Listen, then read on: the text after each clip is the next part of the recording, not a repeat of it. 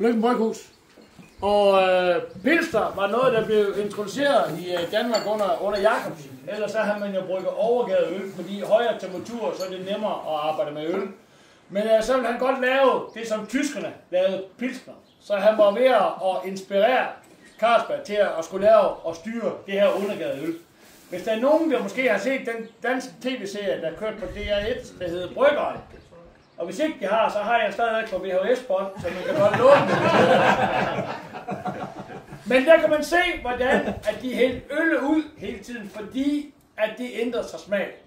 Og det er altså den rene smag. Det er pilsner.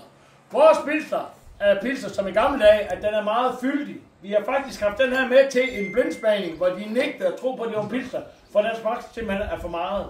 Men det kan jeg jo godt lide, og den er i hvert fald på 5% vores pilsner. Skål!